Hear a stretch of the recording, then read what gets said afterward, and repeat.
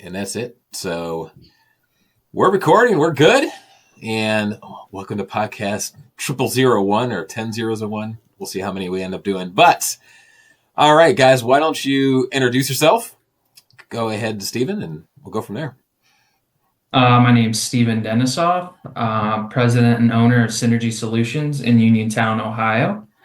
I have been car washing my whole life. Grew up in two tunnels, two full service tunnels, and then later during high school, middle school era, my dad built a in-bay automatic touch-free with some self-serve. So spent a lot of time there growing up as well. Dad started the chemical company in 2003, and I hopped on board for full time 4 years ago. So fantastic. And Jeff? Yeah. Hey, Jeff Hyatt. Also been washing cars for a long time, not my whole life, but probably since I was 18 years old. Been on with Synergy for 2.5 years now, and before that, I'd worked service with NCS, a little bit of sales with NCS as well, and kind of grew up in the full service industry with Autobell down south. Oh, okay, Autobell. I did not realize that, or I forgot it. Fantastic. And I'm Jason from Subcon Sales. Basically, we talk about how people work from the subconscious, specifically at this point for car washing. There's going to be a lot of sales stuff on here, but we also want to do a lot of training. And we're here to learn a little bit about chemicals. So we wanted to ask the guys, what are the top problems they see, the top trouble spots they see in car washing. And just give us some experience here on what they see and how to fix them. So I think you guys have a few questions or answers prepared. So I don't know who wants to start, but to go ahead. The first thing I'd like to talk about is just like taking it back to the basics, and Jeff will chime in a little bit too. So like before the chemical, before, an on-site visit, the first thing that really matters on any car wash system is the water quality. So that's the first thing we do. Even before we show up to do chemical, we'll do an on-site evaluation. And I know Jeff will talk about some other components that we do just to ensure that we have a smooth install and we're not running into a bunch of troubles that, we have to troubleshoot while we're supposed to be installing chemical. But water quality is a huge thing, especially in a touch-free situation. We really like to see 0 grains of hardness on the water. And when you talk about water hardness, as far as cleaning goes, it's super important in a touch-free because any kind of sediments within the water, the pre-soak or the cleaner itself is attacking the sediments within the water. So you're essentially making your pre-soak less effective. And to overcompensate those sediments within the water, you're going to have to use more product to get the clean that you want. So if you're 0 grains, you mind if I interrupt a lot because it's our first time doing this? And all the time, dude. Do it. All right. So touchless, 0 grains ish. What's that most in a touchless you want to see? Hardness. So there's chelating. There's softening agents within the products themselves to kind of like if you don't have a water softener, but there is like a degree, and it depends what kind of product you're using as well. So like we have some products that have higher softening agents within the and then they work better with customers that obviously don't have softeners. But I don't know. I can't give you a direct answer on that. Okay. But we always shoot for 0. If you're 5, 3, okay, and you don't want to get it. But to answer the question, really, in a touch-free situation, how much do you want to see? You want to see 0. That's what you want to see. But what's acceptable? Whatever's acceptable goes back to Steven's point about what do you do with basically a dumbed down pre-soak that's cleaning your water instead of cleaning the car. So that's really what you get into. Really, it gets really difficult after about 4 or 5 mils. Good to know. Get a significantly clean car. And you can get there, right? You're just going to use a tremendous amount of soap, more than you want to, and it's going to drive your cost up to do so. So, ideally, the investment you see in water treatment, especially in touch-free, is going to be worth it. Okay, and another quick question before we go further. In a tunnel, what are you typically aiming for in a tunnel? Still 0? Ideally, of course, you always want to see 0, right? But all right. just now the reason point, but I'm asking some of this is because how often do you guys, I don't know if it's a percentage, but when you walk into a situation where the car isn't washing right, or you just walk into a tunnel on like a sales call or anything, how often do they know their water? How often do they ask you to solve a problem before they even know what their water is? How often do people check at a percentage? Well, I know off the rip, everyone's going to say their water's great. You know, if they don't have a water softener, they'll typically say why they don't have it or why they're not going to put one in. But if it's an old site, there's a water softener in there, let's say it's not working, most people don't know it's not working. Jeff, what have you seen in all your years? I mean, as far as walking in and I mean, typically I'd say 75 to 80% of the back rooms that I walk into have some type of water quality issue that they probably don't know they have. And then water quality, that can go even further into what their pump pressure is. You know, a lot of time, I mean, 85% of the pump gauges I see in the field are broken and have probably been broken for a while. So, I mean, yeah. So, I mean, I'd say it's a significant amount. Most of the time you can overcome it. Usually you can fix it, you know, pretty quickly, but it's high. Okay. The reason I asked that is because I'm going to refer to what I think most people are doing these days is when I think a lot of car washes has boomed. We're recording this at the very end of 2024. Car washing has been booming like crazy the past 7 to 10 years. And when people are looking for information, this is why we're trying to do this podcast, right? Is they go to the forums. And personally, there's a place for the forums, and there's certain good information out there. First of all, there's a lot of information, and a lot of it seems rough. But I think most of it, I don't deal with the forums too much, but when I do, I put a very comprehensive answer. That's kind of what I'm known for. People laugh at me, but a lot of people appreciate it because they're trying to solve the silver bullet. Everybody's talking, and no one's saying, what's your water quality first? Right. And that's why I ask that, because it drives me nuts, because I see people talking about, oh, my car's not clean, this isn't working. Well, and the reason I bring this up, I come from the repair world. I'm not going to talk too much about it, but it is relevant. When we go on forums that help each other diagnose cars, what's your battery voltage? Sensors don't work right unless your battery is working right and your alternator is working right. Nothing's going to work right. So nothing's going to work right in the car wash unless your water's working right. And it seems like a lot of people are complaining or don't get a good car when they don't even check their water first. So is that the case? Am I correct on that? Yes. 100%. All right. I just want to get that baseline. Start with the basics. All right. Yeah, I mean, I'd say like that's the thing. You go into a situation. There's 4 things that you check before you even think about touching chemical. You know, at least 4 things. And you know, if you're a touch-free situation. Okay, go ahead. What are those? More in depth, but you know, it's like you're going to have to look at what's the city water at. You know, coming in. You're gonna also need to know what they're getting out of their water softener and what they're getting out of the reverse osmosis system.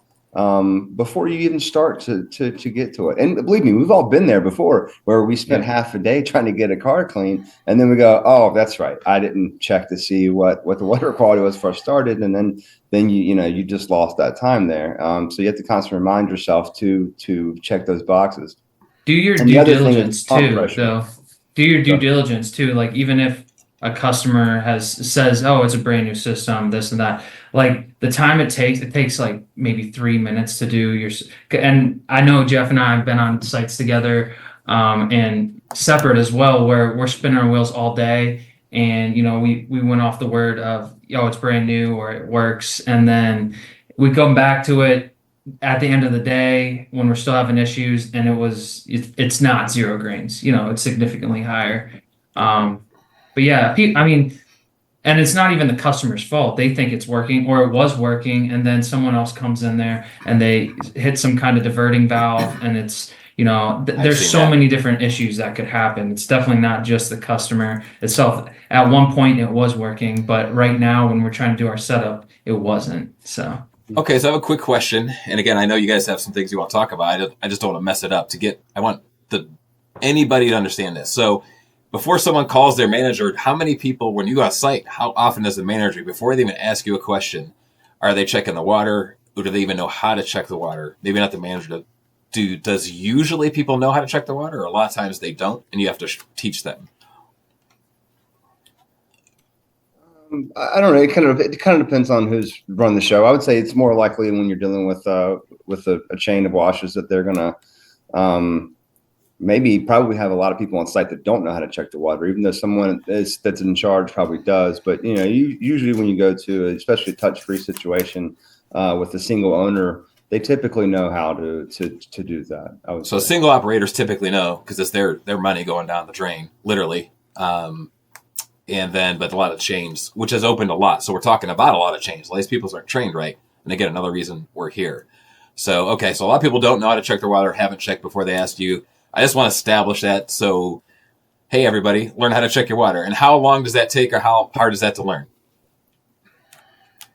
It takes like 2 minutes, 3 minutes, maybe. Okay. Honestly, like it can take longer. And another thing that just make note of is you kind of have to understand the system, the water system, and kind of follow the pipes from the softener itself. So a lot of times, like the back room has some kind of slop sink that's plumbed into the soft water. So that's an easy way to find it. But there's sites that I've been on that it's not easy to, trade. There's some kind of nest up top, and you're trying to follow all these different pipes and find the right one. And there's no easy access. It might be on the ceiling. There's some kind of spigot that you have to climb on a ladder, or whatever the case may be. But it's 9 times out of 10, it takes, less than 5 minutes.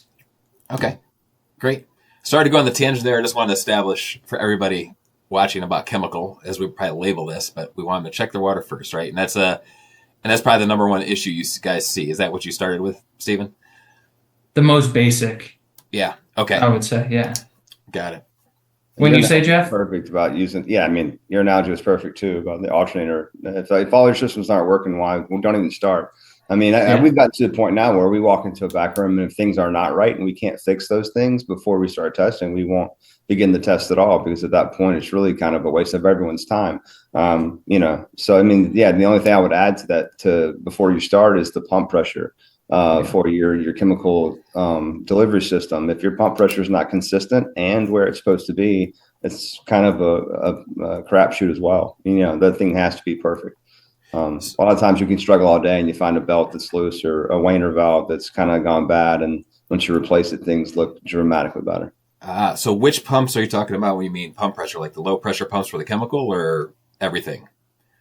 Talking about your chemical delivery pump. Okay. So whatever you're using, whatever that pressure is. Usually it's like 200 to 225. Some go up to 250, but usually you want it sitting around between 2 and 225. Got it. So I never thought about that. So that is the pump. Again, we're trying to keep this real simple. We can get complex too, but just for the I want people new watching this to get some information. So basically, that's going to pump as like your fuel pressure. It's going to pump that's going to help meter the chemical. So if it's real low, it's not getting metered properly. It doesn't matter what tip you have it's off, correct? Or inconsistent too. Like if it's on its last the belt leg, that Jeff just mentioned. Okay. Yeah. Okay. Yeah, I mean, it's essentially every single one of these pumps is, you look at a dilution chart, right, for metering tips. Every single one of those is based on 200 psi and water usage going through that tip. So, I mean, yeah, clearly if you're running 175 psi compared to the 200 plus you need, you're not going to create the same Venturi effect, which pulls the chemical into the injector and then delivers it to the car. So, so it would say you maybe think you're doing 200 to 1 with the metering tip that you're using, but in reality, you're using much less because that pressure is not there to pull the chemical the way it should at the recommended, starting place. Perfect. Makes total sense. All right. I'm taking notes. All right. So we got water and pump pressure. So what else? What else do you guys see on the way to getting your chemical right, or other problems do you see? And Stephen, if you go, Jeff. Yeah, why don't you get the next one, Jeff? Cool. No, I mean, honestly, it's titration. That's I mean, it's equipment in general, but titration, and nobody does it anymore. I mean, and explain titration, but like in a layman's term. It used to be standard that everyone did it it's happened to me twice recently where I've been on site testing, and a customer who knows what they're doing and they know the industry is watching me titrate and asking me, or not asking me, but saying that they haven't seen somebody do that in 20 years or 10, 20 years. So it seems like we're doing something impressive, but really we're following like the number 2 step. Like after water quality, you better make sure that you're actually getting the amount of chemical to the car that you need to get the job done. So titration is the end result of what the chemical should be applied at. Is that like a way of explaining it at the car? It's a way of verifying the amount of chemical that's in the water delivered to the car. So perfect. So like okay. Yeah, I'm glad thanks for asking that part. So to Stephen's point earlier, we have, you have all these factors as far as pump pressure, water quality. So if you have two grains of hardness, then you've essentially shaved off 10% of the effectiveness of the chemical. So in reality, once it gets to the car, it's spent time cleaning the water, and therefore you may actually have you're probably going to have about 90% of the chemical that you would expect to have, because it's already been working on the water instead of the car. So and to touch on that real quick, Stephen mentioned it. I'll just explain the way it was explained to me. Is when you have any hardness, everybody watching, basically the soap's job is to attack dirt, and hardness is the same as dirt to the soap. So it's attacking that hardness in the water first before it could even start to clean. So that's why they want 0 parts per million, right? You go this by parts per million? 0 grains. 0 grains. Yeah. Okay. Got it. So I just want to touch on that so everybody has real clear why that is. All right. Part per million is the TDS, total dissolved solids. Okay. We can touch on that in a little bit. Okay. All right, Jeff. Sorry to interrupt you there. But the titration you were mentioning. Mm-hmm. So I mean, yeah, but that's it. Yeah, but so again, like you said, it's not going to discriminate against dirt. Wherever it finds dirt and stuff that it wants, sediment that it wants to clean, it's going to attack it immediately. So you need to titrate to make sure you're actually getting the amount of chemical you need to clean the cars effectively. And it's a little more of an involved process. I'm sure that's what you're going to ask next, Jason. But go ahead. It's still pretty easy. Basically, your chemical manufacturer has a chart of different high and low pH products that they offer within a lab. Their chemist, if they have one, or whoever they have make their product, should provide some kind of dilution titration chart. So and what we usually refer to different titrations in drops. And there's different solutions that different manufacturers use, but for instance, let's say we're using product A from our line, and at 150 to 1, it is 3 drops. First, we have a sample container volumetric cylinder that we go out and get the diluted product. Let's say it's in a tunnel. We'll go to the pre-soak arch applicator, turn it on, and put this collection beaker underneath the K-nozzle or whatever's applying it. So it's already diluted. It's not concentrated product. In a hydrominer, you can stay in the back room because the hydrominer holding tank is already diluted out product. And then in a M-Bay automatic, you just have to override, like a maintenance override, and turn on the pre-soak function. So once you got it collected, ours, for instance, you have another collection beaker and fill that up 50 milliliters. In our high pH, I'm giving you a high pH example. We have an acid solution that you do 2 drop, or you have an indicator, you drop it with 2 drops and stir it. It turns the diluted pre-soak into like a pink color. And then from there, you're kind of ready. You have another solution, a second solution that is an acid. And the whole idea is to try to neutralize the solution so that the color dissipates into a clear. So from there, I give you an example. Product A at 150 to 1 is our target at 3 drops. We'll go 1 drop, stir, 2 drop, stir, 3 drop, stir. If all that pink solution dissipates and it's clear, then we know we're at our target of 150 to 1. Okay. And for those watching, it sounds a bit complicated when I explain it now, but this is one of those things where after you do it a couple times, after someone shows you, and if you're doing this once a month, you got it down, correct? It's not that bad as soon as you No, it's super easy. Or go ahead, Jeff.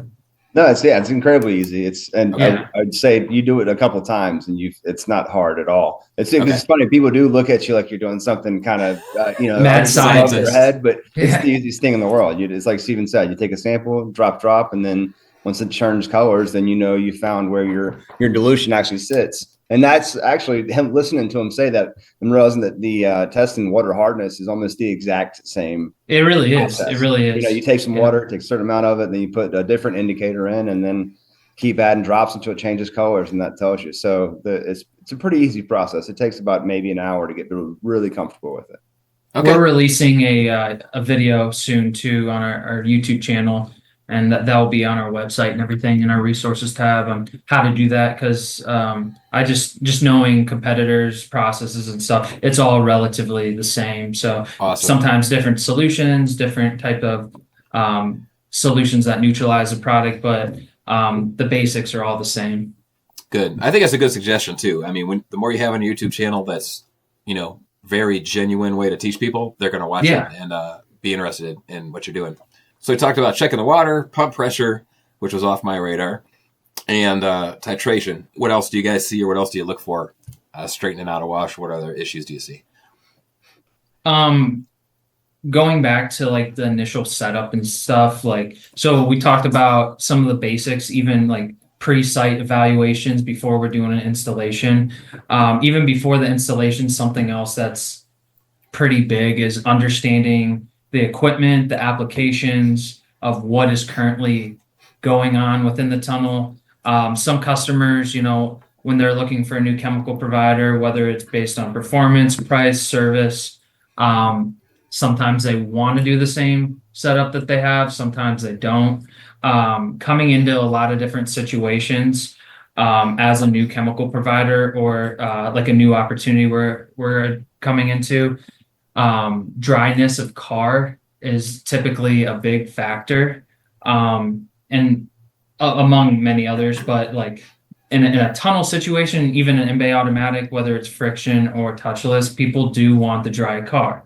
And you hear that all the time. But taking a step back, one thing that I think is very important is what products you're placing within the wash package. So making sure you have the right chemical in the right spot. So in a tunnel, for instance, a lot of the are you still there, Jason? Yeah, we're here. Yep. Okay, sorry. Yeah, no, we're good.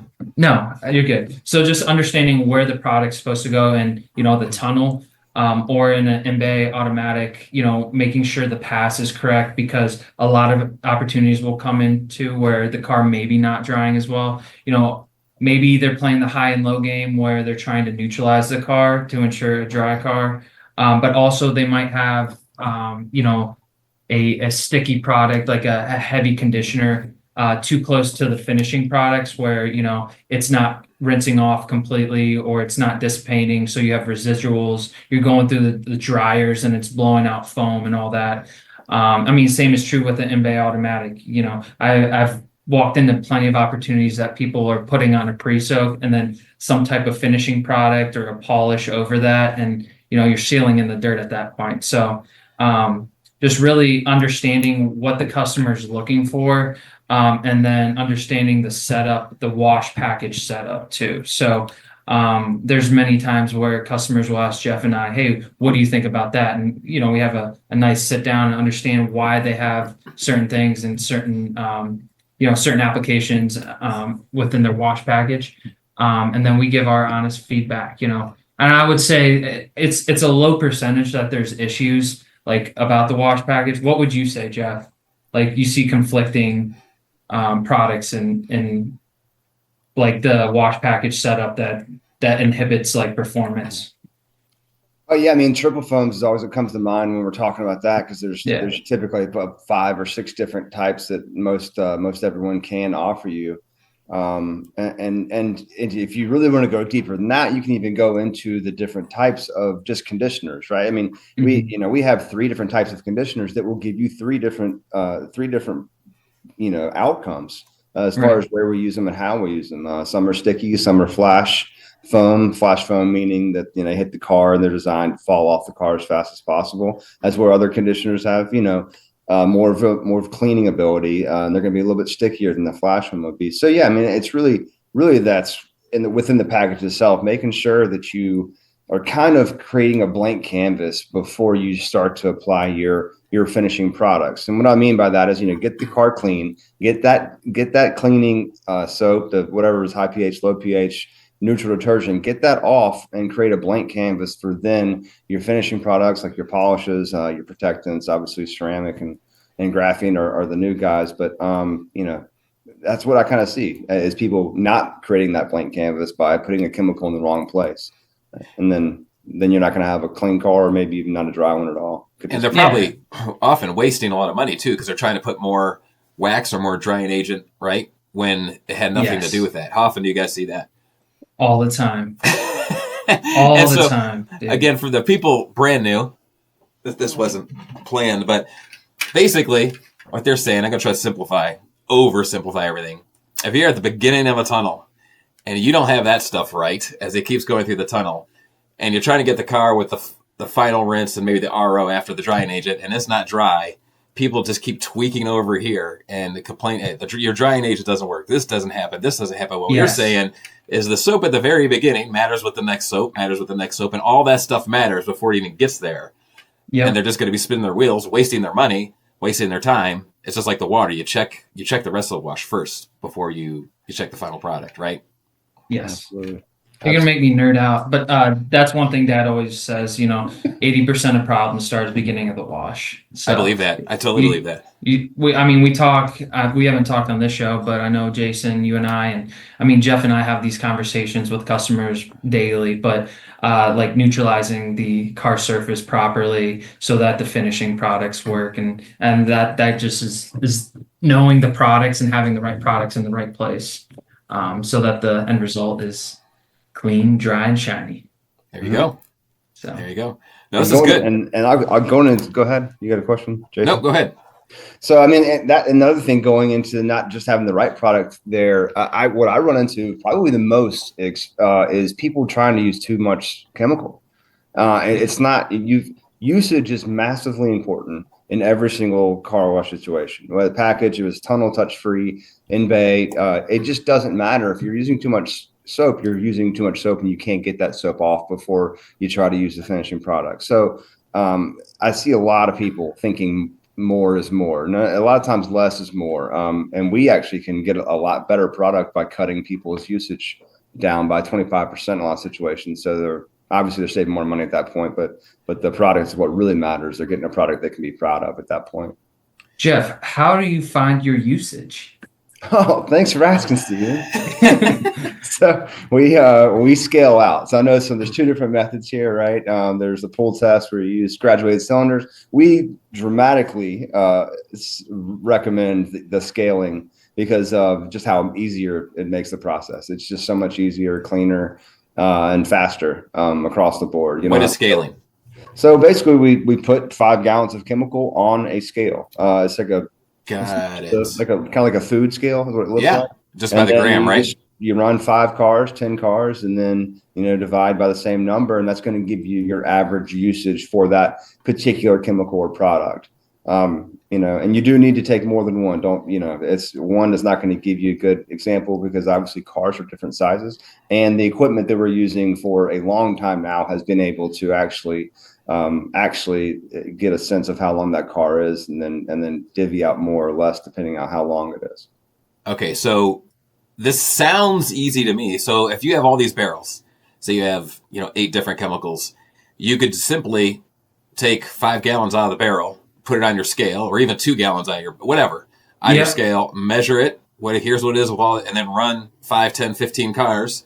Yeah. And then divide the usage by 10, 15, whatever you ran. That way you don't have to change your tip or anything. That sounds pretty easy to me. Am I correct on what I'm thinking of how to do it?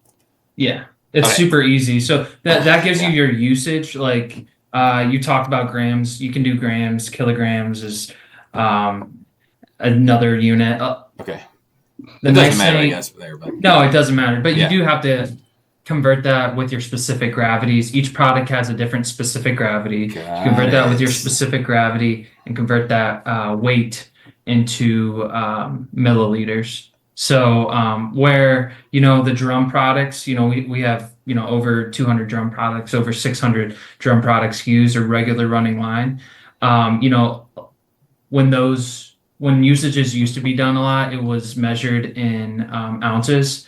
But now that things are so small, I mean, some of our products in a tunnel, we're using, you know, 1.5, 2 milliliters, you know. So an ounce as a fraction of 2 mils. I mean, that's so minute that, you know, we've gotten better, you know, just like anything, our precision in chemistry or dosing systems are a lot more accurate. So we're able to dose down that low. So everything is traditionally now, like all the competitors, all the chemical guys pretty much measure everything in milliliters now. Okay, so you got to use a chart to figure that out, which shouldn't be too difficult, I would think. And then No.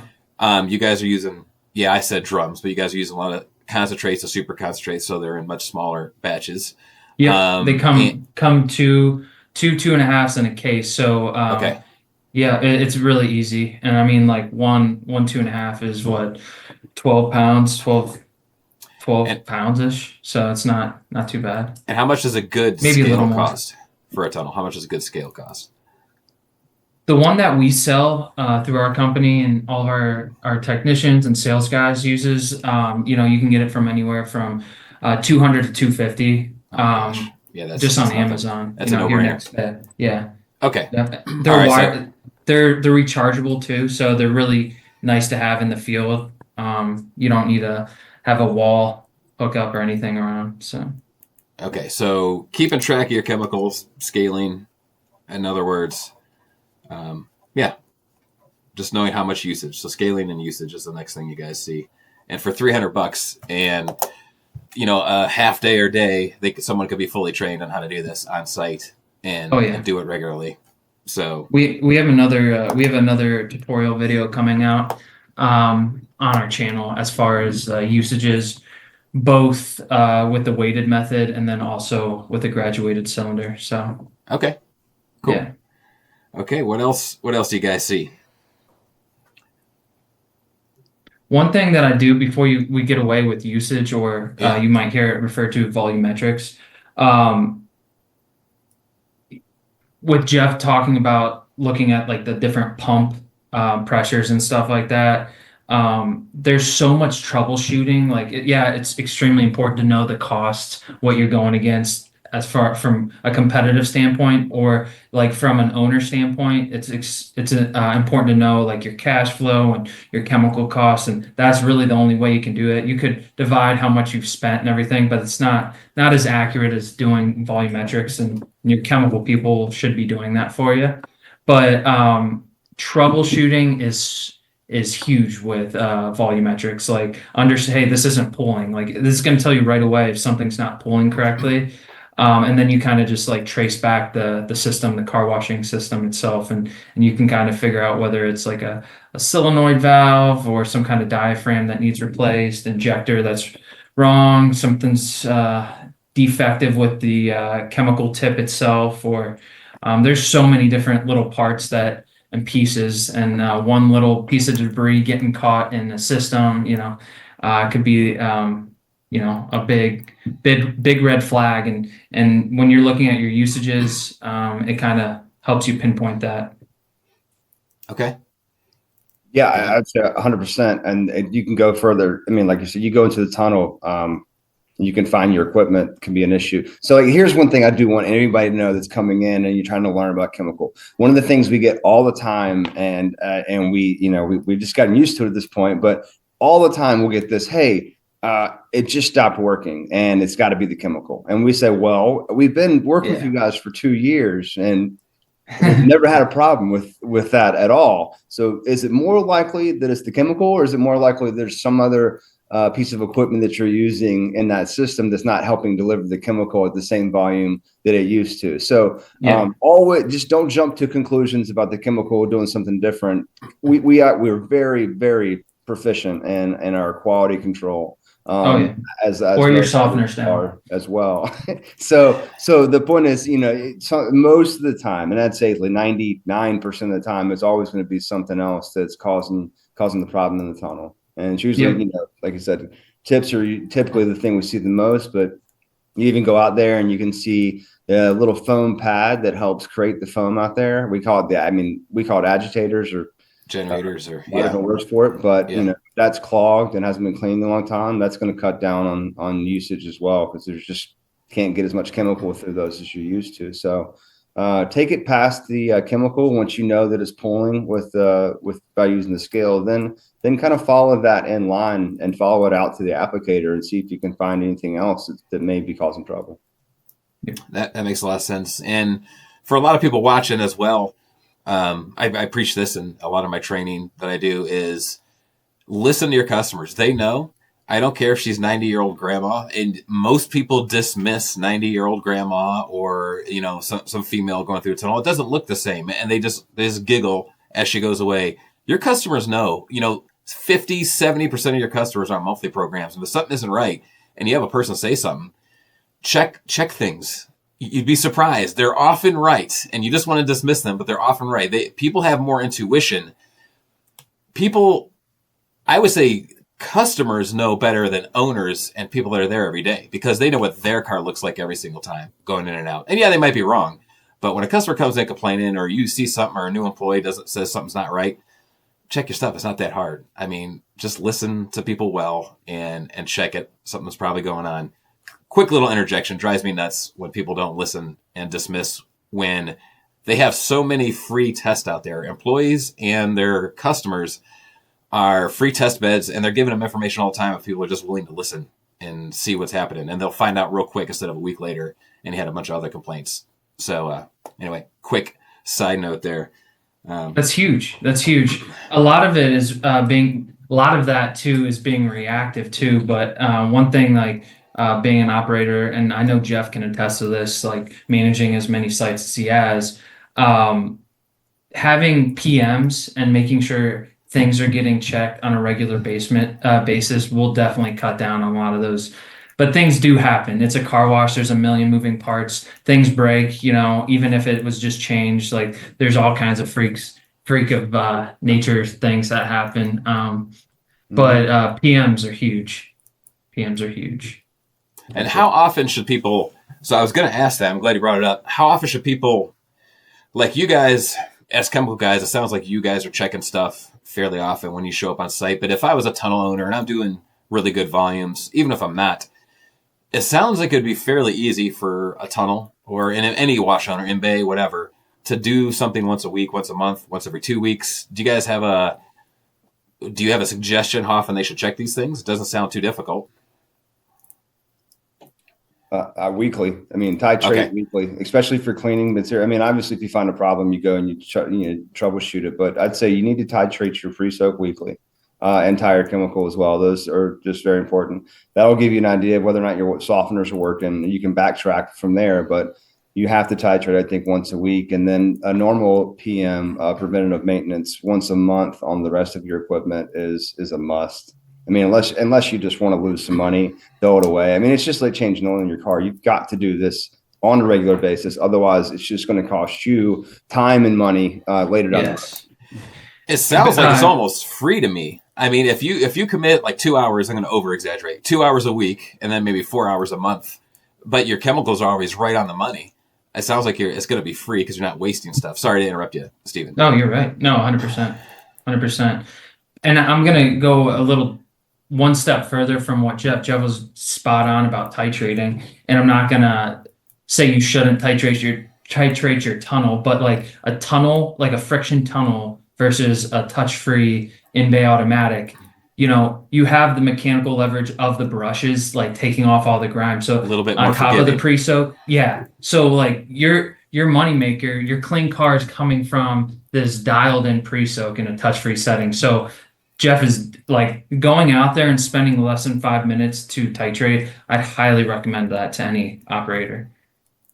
Yeah, that's wise. I got another 100% right there. And just to take that of just one little tidbit further, because we can nerd out here forever if we really wanted to. But so he's right about the tunnel. It's not as important to titrate your pre-soak, but I would say titrating your CTA, your tire applicator chemical it would be just as important in a tunnel as a touch-free, because you don't have the same, or you don't have nearly as effective, let me say this again. The equipment they're using to clean your tires is just really not all that good, to be honest. So you really need to be accurate. The chemical there is really on spot.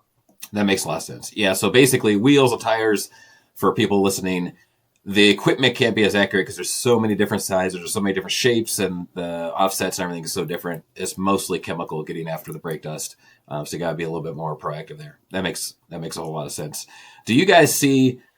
This is something I'm noticing, and because I've been in the touch-free world a lot more the past couple of years, is now that monthlies have been more prevalent in the touch-free world, I'm trying to coach people and tell me if I'm wrong, but basically they need to be more aware of their waxes and turn their waxes down, because if you're touch-free, and let's just say a touch-free isn't the same as friction. So maybe instead of 95 or 100% clean, the touch-free is 90% clean. But if they're putting waxes and different things on top of that, because it is touch-free, and then they keep sealing on. And now that people in the in-bay and touch-free world are starting to do monthlies, where instead of coming in once every couple of months, they're coming in once a week on average, they're starting to have more difficulty getting the car clean. Do you have any comment on that, or about waxes in a touch-free environment? Steven, you want to take that one? I do. Yeah. So let's go back to the basics too. So, your alkaline product should be taking off that protectant, wax, graphene, ceramic, no problem. The issues that I see that I've run into or had to troubleshoot is when we're going back to our previous conversation, things aren't dialed in correctly. So I had a customer a couple years ago talk about there's a little bit of buildup or residual on their monthly, but where the product was maybe supposed to be 10 mils, 8 mils of this sealer, we were in the 40s. So I mean that was that's a lot of product. Example. So I looked like a hero, because not only was I saving them almost 75%, but also that was mitigated right away. But a good sealer, protectant, wax, ceramic, graphene will come off when it's supposed to. I did not know that. That's new to me. That's good, because it makes sense though, because it's made to protect from the environment, not really alkaline type soaps. Am I correct in saying that? Okay, I'm just logicking out in my head. Going into that too, that kind of goes down another rabbit hole. If you're not clean in a touch-free situation, like you were mentioning, like where we talked about in a tunnel, everything starts in the beginning. It also starts in the beginning in a wash IBA wash package cycle. So if you're not cleaning the car too, you can also definitely seal in all the dirt. So gotcha. Okay. Yeah, so basically it goes back to basics. Check your water, make sure your chemical's right, and that's going to be the most proactive way to handle that. So, okay. Sorry for the non sequitur there, but something you guys mentioned brought that up in my head. So what else do you guys have here? Other issues you see? And if you're out, that's all right. I have some more questions. What do you got, Chef? No, I'm nothing. I'm sure I got something, but not great. Not on the top of my head. All right, then I have some questions. Okay, so we went over to go over the quick list I made here. Check the water, check the pump pressures, then titrate. Be very mindful of the whole process, the beginning of the tunnel there forward for the complete car, and be aware of too much chemical could sometimes set you back, which I have seen before as well. And then scaling, basically preventive maintenance. So here's the deal. I noticed I come from a super high volume, well, not super high volume these days, but a pretty high volume tunnel, privately owned. That's how I got into consulting and that kind of stuff, and do a lot in the in-bay world. Still do consulting on all kinds of different car washes. And what we're talking about, it seems like most people aren't doing this. And am I right? Especially, I guess Jeff you mentioned this earlier. Is it true? It seems like some private owners are keeping track of stuff, but most private equity or, washes of their own, or people who own multiple washes, more of investment type firms, aren't checking this stuff regularly. So what are your opinions? Is that what I'm seeing? What am I saying correct, or what have you seen in the field? Can I say one thing? Sure. And I wouldn't target it just to, different chains, different private equity, privately held stuff. I look at a restaurant model. You have fast food restaurants like Burger King, and you're comparing it to like a Chick-fil-A. Think about the service difference. They're both fast food, but one takes a little extra time, one pays their employees a little bit more, one has a little extra training. So it's really hard just to pinpoint like, this single site owner does it right versus this multi-site owner. Because there's tons of multi-site owners that invest in their training and then their people, have the right managers in place and are very successful, but there's the opposite of that coin too. That's a great correction, and I'm glad you did it. Now, overall though, how often do you see people doing it right compared to most people just not paying attention to it and not doing the preventive maintenance and proactively checking the water and titration and stuff like they should? I mean, it's still high. At 70-80%. Yeah, it's range. high. I mean, it's high. Then in going back to the last point about who you're actually dealing with. I mean, a lot of the private equity and privately owned washes that are chains and have a good amount of them. They may have a program to do it. So, but the thing is, I see a lot of times the program's not being carried out the way they designed it to be carried out. So even though they're trying to be proactive, they either outsource it to a company that is really just kind of hit and go, not really doing it the right way, or they have somebody internally kind of just skipping over some things that are important. But the basis of the question is, I'd say 80% of the car washes are not titrating every week. If not even more than that, it may be, I would agree, 90-95 on titration once a week. But the preventative maintenance, I'd say you probably are 20-30% of people that are going through some type of checklist every month, and 70 that aren't. We're still 70+% just aren't taking care of things, aren't paying attention to what just reactive, totally reactive managers of the chemical and equipment. Only time they do anything is when something goes wrong. So, and we're not going to, we're not here to badmouth anybody or promote anything specific, but when you guys go on site and you're selling chemical, is that one thing you or your salespeople do, or because of the scaling of the car wash business in general, is even the chemical people, are they paying attention and doing things right? Or are they kind of flying through that 100 miles an hour and in and out as well? What have you guys seen with maybe chemical suppliers? Are they supposed to do that, or what's best practice of what you've seen and what's going on? The best chemical suppliers or distributors of us, those are our customers. We go through a distribution network. The best suppliers do that. Okay. Now, again, we don't have to name anybody specific, but go ahead and finish your thought. And then I want to know how often do you see they're flying through it as well, just because of scale or whatever reason? Yeah. I mean, the industry's booming. A lot of service providers and distributors, chemical suppliers are growing businesses themselves. So I think I'm going to put myself as an operator's perspective. I think it's important. Anyone listening to this now as an operator, it's important to get those expectations up front from your supplier or manufacturer. So but right now too, there's a lot of people buying chemical online, which you can't expect that support. You're not going to get a support on the phone call. But when you do have like a distributor, chemical supplier, hey, how often do you do this before you switch? Like, if we move forward with you, we'd like to see you here, once a quarter, twice, whatever the case. I mean, just doing business with anyone, it's just so no one gets upset, and you feel like you're getting taken care of. Those expectations should all be laid out in front. And like, as far as us, when we have agreements with distributors and stuff, all that stuff's laid out, just so we don't fall short, and vice versa. That makes sense.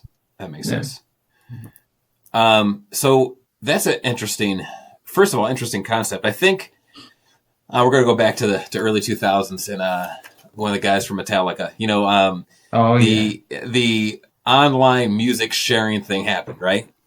And they were fighting it. They were fighting it so hard. They spent tens of millions of dollars fighting online music sharing, and technology just changed in a way where, you shouldn't be able to give stuff away for free online. I do agree with that. But technology was changing in a way where people had to figure out, okay, how do we sell online? Instead of us netting $5 a record, we're not might only net 5 cents a song now. And things are just scaling and changing because technology just completely left everybody behind. Right. And I guess in this world, again, there's a lot of online information out there, but YouTube and other factors, people can train themselves to do this stuff, and logistics are changing. So do you see a future, or how are things going to shift in the future, or are they shifting? And when people can just buy stuff online instead of, what do you see the distribution network in general, how that's going to change in the future? Or you think that's going to remain relatively the same, or you have any thoughts on that? That's kind of a tough question. So I don't know if you have any thoughts on that or have ever been asked about it. I'm curious about it myself. I mean, there's a couple of different things there, right? I mean, the future as far as like titrating and learning about how to handle your operation day to day, I think we kind of are doing this now. We want to educate people, right? So that's the point of trying to get stuff like this out there, so people can have an understanding of what they're talking to us about when we call, and make it a little bit easier. And then also having the videos that we're, currently developing some more videos right now. That where people, there's a constant resource, that you just go to our website or whoever's website and find a video that shows you exactly how to titrate and check the pump pressure, where the pump gauge is, all these like small things that we're talking about in this podcast is stuff that you can put out there to be immediately available for your customers long term. And then obviously after that is the monitoring systems. And I'll be honest with you, haven't seen anybody really hit one yet that's like out of the park, totally accurate all the time. You can get them, you can dial them in a little bit, but they typically kind of fall out. But okay. That's, I think, the next really, really interesting part of this industry is going to be to see who can create that actual monitoring system that would allow you to basically bypass half the conversation we've had today about titration and usage and everything else. It would just be, just an alarm goes off, and that way we would probably know that a customer of ours has a problem at the same time that they do. That's a good point. That's a very good point. Oh yeah. Yeah. Any input on that, Stephen, at all, or? I think Jeff nailed it right on the head. But as far as like distribution, with as much as the industry has grown, I'm not even saying on the tunnel end, because we saw massive growth the last couple of years on the tunnel side of things. It seems to be fizzling out, but like the in-bay automatic side of things are really starting to grow too. And we're getting more inquiries from private equity companies going into these tunnel or these in-bay automatic situations, buying 10, 20, 30 of them and more. But wow, I think partnering with good people is going to make or break. It can always make and break you in business. So when you're talking about a distributor aspect, if a private equity or someone, we have a lot of doctors that invest in, they have a day job, they're surgeons or whatever, and they have 1, 2, 3 different car washes. Partnering with the right people, like-minded people that know what they're doing. Let's look at the doctors, for instance. If he was just going to run it with, his let's say his son or his brother that knows nothing about car washing, they could be successful by looking at resources like this and learning. A lot of us in the industry have learned by trial and error. But if they were to partner with a strong service provider, equipment installer, chemical provider, that's just going to make them better, because instead of learning everything from the ground up, they're going to have someone that can really give them good insight. So with the industry still being very strong, I think there's such a huge need for chemical service providers and installers, and I don't see that going away, even with AI and that there's not a lot of, you hear it, there's not a lot of people in trade schools. Think about HVAC or plumbing and stuff like that. Like, you could look at a service provider in the same light. A lot of those resources and service companies have been bought out by, the big names. And if they're going to service you, and you don't use their products, then they're going to ding you. You're not going to be a priority, and you're going to be paying 30, 40% higher as far as, service tickets or service calls. So Yeah, there's a lot of things there, but I in general, I don't see the service provider going away or the need of a service provider going away. I think it's probably stronger now than ever. Yeah, I would agree with that. Thinking of, again, the automotive world, YouTube has changed the automotive world quite a bit, where people can do a lot themselves with YouTube that they couldn't do before, but that doesn't mean they have time for it.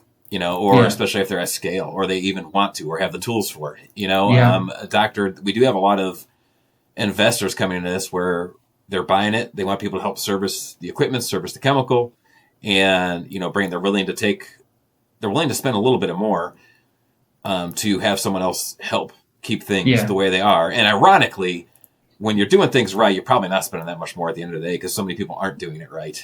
Really. Just like me, I can work on my car. I'm a former technician, but I don't want to. I don't have the time to. I'd rather just take it to someone and have it get done and be out of there. I just don't have the time to do it. I think a lot of owners are doing that as well. And the scale of things too, though. Think about so in the 90s, I mean, just think about how many more cars are on the road now. Think about, big cities have grown. There's more traffic. There's more this, more that. Same is true with car wash. There's a lot more car washes. When we built our most recent car wash here locally, it's our testing site. There was probably, I don't know, within 5 miles, there's probably less than 5 car washes. Now there's over 10. You know what I mean? So, so that, just think about a local distributor at that. So let's say they just service those 5 washes, because that was in their wheelhouse. Now there's 10 to service. So there's just a lot more need, because there's a lot more washes. Even if people are more sufficient working on their own, there's going to be a lot of people that still aren't sufficient enough, or don't want to learn, or don't have the time. Yeah. Yeah, this is good. That's good. Well, any other thoughts, any other subject you guys want to touch on here? No, I think this was awesome. I think it was too. Awesome. And just to go back to the people watching, if you want to be a rock star at your local car wash, and you're younger or watching this, or whatever age you are, simply learning how to check your water, titrate, and keeping track of all this stuff, having the wash invest in a $300 scale can completely change your wash, put out higher quality, wash more cars, and I can almost guarantee you're going to save money if you just keep track of this once a week. Am I right on that? Yeah. So 80-90% of you aren't doing this, and 80 to 90% of you could easily invest in a little bit of training, a scale, and some tools to do this. And I run into this in the training world when it comes to people taking sales training for the XPTs. That's what I specialize in. And there's only a couple percent of washes that have done good professional sales training tailored specifically to washes. The opportunities are crazy out there because this sector has scaled so fast. I'm going to probably talk about this in a couple of days on another podcast, but because it's scaled so fast, now they have to be competitive. A lot of these wash owners they're complaining about the wash across the street that just built. Well, guess what? McDonald's and Macy's and all these other companies have dealt with that for 80 years of competitors being right beside them. And it was so easy for car washes the past 7 to 10 years that now they actually have to do something. Now they actually have to train people. And most of them are just untrained. So the reason I say that is there's a lot of opportunity out there for car wash employees, car wash owners to get things right and to make your wash much better than the guy across the street or down the road. The opportunities are they're there. They're there. You just have to learn to do it. Yeah. That's going to be, oh, sorry. Go ahead, Jeff. I was going to that point, that's what, there's always such a focus on what you're going to lose as a car wash, and never enough focus about what you're not gaining. That's out there. You go, Jeff. So that's where, to your point about that stuff's going to pay for itself. Of course, 5 times over, it's going to pay for itself, because you're not looking just to maintain your current customer base. What you're really trying to do is impress your current customer base so much that they tell everybody they know about your car wash. And there's an example in town. I live in Allentown. There's a car wash here. Everybody loves it. We drive past other car washes to go to this car wash because we absolutely love this place. So don't always just think about what you need to save. Think about what you need to invest in. And because it could be a scale, it could be new applicators, it could be all kinds of different things that draw people in. But don't bring the $3 car wash back, please. That's not how to win. We're looking at you, Detroit. You have anything else to add to that, Stephen? No, Jeff nailed it. You did. And you know what? I can pontificate for 2 hours on that, but I see this in so many different businesses that I've personally been involved in and walked into consulting or just been involved in personally in my past. Is it is so easy to gain, and everybody's trying to find out what they could just squeeze. And if you do things right, you can be very efficient and be proper with your money and with your expenses. But what you can gain out there is totally missed. And it's missed by a lot of, now this, both across the scale. I'm glad you brought it up, Stephen, because you corrected me properly about different washes. But I see private owners who are there to gain, but most are just trying to squeeze because they see all this competition come in their town. So trying to tighten up things when they should really be marketing or getting their washes better. And then same with the bigger companies, but for a different reason. The bigger companies, we can control expenses because we can control this number. That's what we're going to control instead of doing the training and making the car better and making the people better. I see that a lot, man. Jeff, there's so much you said in that statement. We could do several podcasts just on that. And you got me thinking because let's keep it rolling. Oh man, I tell you what, it is, you're right on the money. And that's how you compete in this market. You can compete and you can put yourself way ahead of the competitors in town. And Stephen, where you were talking, I'm familiar with the area. And there's 10 tunnels and several in bays within a 5-mile radius. It's insane. Mm-hmm. And some are doing better than others. That's all we can say. The opportunity is there. The opportunity is there to put yourself a step ahead. So shout out splishbashautobahnohio.com. There you go. Yeah. Insert logo right here. Fantastic. Well, that was good, guys. I think that was a pretty killer first episode. I think we did a great job. Right on. So, awesome. Okay. So you guys stick around. We'll sign off here and then I'll stop the recording. But thank you everybody for watching. We're going to try to do more of this type of content. Give us your suggestions, share this stuff, and we'll see you next time. Thanks, guys.